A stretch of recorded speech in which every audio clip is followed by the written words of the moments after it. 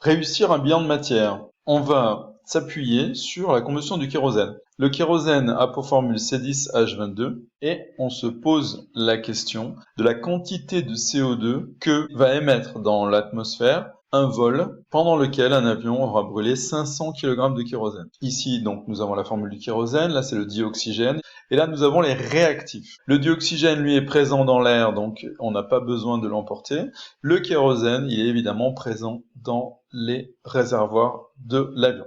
Nous produisons du dioxyde de carbone, invisible, inodore, incolore, et de l'eau, qui est visible ici sur la photo. Ce sont les traces que vous voyez, c'est de la condensation de la vapeur d'eau produite par la combustion du kérosène.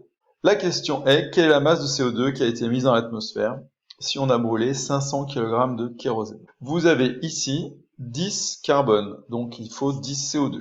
Nous avons ici 22 hydrogènes, donc il faut retrouver nos 22 hydrogènes. Ensuite, on compte les oxygènes, 11 oxygènes, plus 2 fois 10, donc 20, donc ça fait 31 oxygènes. Qu'est-ce qui est multiplié par 2 donne 31? Eh bien 15,5. Et comme on tombe sur un nombre à virgule, on remultiplie tout par 2. Qu'est-ce qu'un bilan de matière? Il faut passer par la quantité de matière de kérosène. Les masses ne sont pas proportionnelles.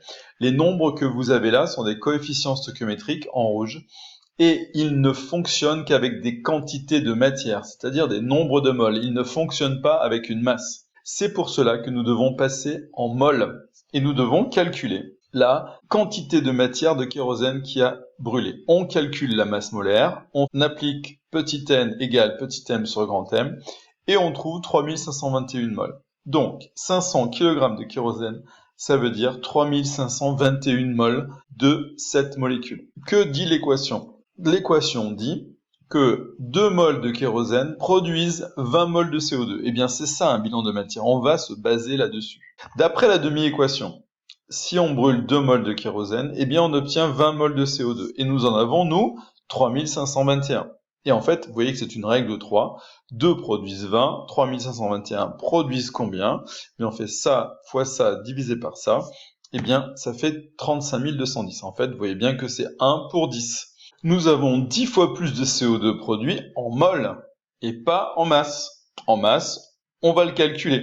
La masse se trouve à partir de la masse molaire. On calcule la masse molaire de CO2. Dans CO2, il y a 1 carbone et 2 oxygènes, 44 grammes par mol.